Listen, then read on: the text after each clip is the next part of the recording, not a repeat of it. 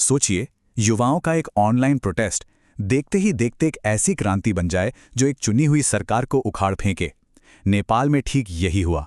लेकिन ये कहानी सिर्फ नेपाल की नहीं है, इसके पीछे एक बड़ा पैटर्न है और इसके सबक पूरे रीजन के लिए बहुत जरूरी हो सकते हैं।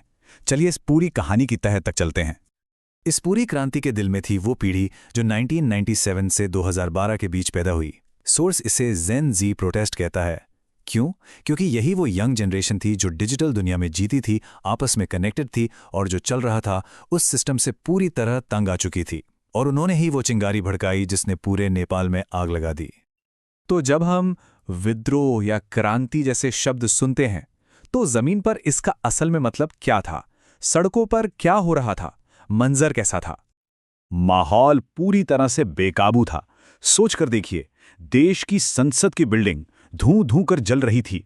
बड़े बड़े नेता और उनके परिवार अपनी जान बचाने के लिए हेलीकॉप्टर से भाग रहे थे। सरकारी दफ्तरों में घुसकर तोड़फोड़ हो रही थी और पुलिस, जिसका काम व्यवस्था बनाना है, वो खुद हथियार डाल रही थी, सरेंडर कर रही थी। मतलब सरकार का कंट्रोल पूरी तरह से खत्म हो चुका था। लेकिन इतना बड़ा गुस्सा ये एक रात में तो पैदा नहीं होता। इस आग के लिए ईंधन कह सकते हैं सालों से इकट्ठा हो रहा था। तो चलिए उन गहरी वजहों को देखते हैं जिन्होंने लोगों के सब्र का बांध तोड़ दिया। सबसे पहली और सबसे बड़ी वजह थी करप्शन, भ्रष्टाचार जो हर तरफ फैला हुआ था।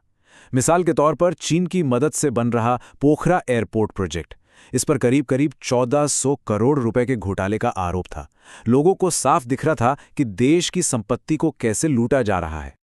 और बात यही नहीं रुकी, फिर सामने आया गिरिबंधु टी एस्टेट स्कैम। ये एक बहुत बड़ा जमीनी घोटाला था जिसमें हजारों करोड़ की सरकारी जमीन को कथित तौर पर निजी लोगों को दे दिया गया। ये लोगों की नज़र में भ्रष्टाचार का एक और जीता जागता सबूत था। और फिर ओरिएंटल कोऑपरेटिव सोसाइटी का घोटाला, जिसमें आम लोगों की मेहनत की कमाई, उनकी पूरी जिंदगी की बचत डूब गई। एक के बाद एक इन घोटालों ने जनता के गुस्से को, उनके अविश्वास को बिल्कुल चरम पर पहुंचा दिया था। और इस चीज ने आग में घी का काम किया। एक तरफ था आम नेपाल, जहां लोग कमर तोड़ महंगाई और बेरोजगारी से जूझ रहे थे। हालत ये थी कि युवा पैसे कमाने के लिए यूक्रेन जैसे देश में लड़ने जा रहे थे। और दूसरी तरफ थे नेताओं के बच्चे, जिन्हें नेपो बेबी कहा जा रहा था, जो टिकटॉक और इंस्टाग्राम पर गुच्ची और लुई विटॉन के साथ अपनी लग्जरी लाइफ दिखा रहे थे। ये फर्क, ये खाई सबको दिख रही थी और चुभ रही थी। तो इतने सालों का दबावा गुस्सा, एक बारूद का ढेर तो तैयार था, पर वो आखिरी चिंगारी क्या थी जिसने इस ढेर में आग लगा दी? यहां पर सरकार ने एक के बाद एक कई बड़ी गलतियां कर दी। सबसे पहले आवाज दबाने के लिए उन्होंने सोशल मीडिया पर बैन लगा दिया, लेकिन इसका असर उल्टा हुआ और एक जबरदस्त नारा गूंजने लगा, ban corruption not social media. जब विरोध और बढ़ा तो सरकार ने पुलिस को प्रदर्शनकारियों पर सिर में गोली चलाने का आदेश दे दिया। और बस यही वो पल था जिसने एक प्रोटेस्ट को पूरी तरह से एक क्रांति में बदल दिया और सरकार गिर गई। सोर्स इस भयानक पल के बारे में बताता है जब पुलिस ने यंग प्रोटेस्टर्स, यहां तक कि स्कूल यूनिफॉर्म पहने बच्चों के सिर में गोली मारी। वो एक ऐसा पॉइंट था जहां से वापसी का कोई रास्ता नहीं बचा था। इस क्रूरता को देखकर वो लोग भी सड़कों पर उतर आए जो अब तक चुप थे, जो न्यूट्रल थे। अब यहां से कहानी एक बहुत ही दिलचस्प मोड़ लेती है। सोर्स का तर्क है कि नेपाल में जो हुआ वो कोई अकेली घटना नहीं थी। क्या ये एक बड़े ग्लोबल पैटर्न का हिस्सा था? आइए देखते हैं। तो सोर्स यहां एक बहुत बड़ा सवाल खड़ा करता है।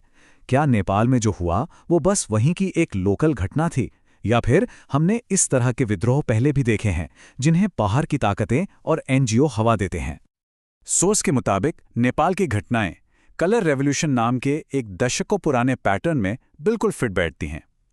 यह सिलसिला, जैसा कि इस टाइमलाइन पर दिख रहा है, साल 2000 में सर्बिया की बुलडोजर क्रांति से शुरू हुआ, 2011 में अरब स्प्रिंग तक फैला और हाल के सालों में म्यांमार, श्रीलंका, पाकिस्तान जैसे दक्षिण एशियाई देशों में भी देखा गया। तर्क यह है कि इन आंदोलनों को अक्सर पश्चिमी एनजीओ सपोर्ट करते हैं ताकि उस देश के जियोपॉलिटिक्स को बदला जा सके। तो इस सबका नेपाल के पड़ोसियों और खास तौर पर भारत के लिए क्या मतलब है? इस पॉइंट पर सोर्स एक बहुत ही गंभीर चेतावनी देता है। सोर्स का तर्क है कि भारत की जो विदेशी टेक्नोलॉजी पर निर्भरता है वो एक बहुत बड़ी कमजोरी है। हमारे फोन का ऑपरेटिंग सिस्टम, हमारा ऐप स्टोर, हमारा ईमेल, यूट्यूब, लगभग सब कुछ विदेशी कंपनियों के कंट्रोल में है। और इसका सीधा सा मतलब ये है कि अगर प्लेटफॉर्म आपका नहीं है तो नैरेटिव यानी कहानी भी आपके कंट्रोल में नहीं है। इसका मतलब ये हुआ कि सूचना का बहाव, लोगों को क्या दिखेगा क्या नहीं, इससे बाहरी ताकतें बहुत आसानी से कंट्रोल कर सकती हैं। और ये किसी भी देश की राष्ट्रीय सुरक्षा के लिए एक बहुत बड़ा खतरा है। तो फिर इसका हल क्या है?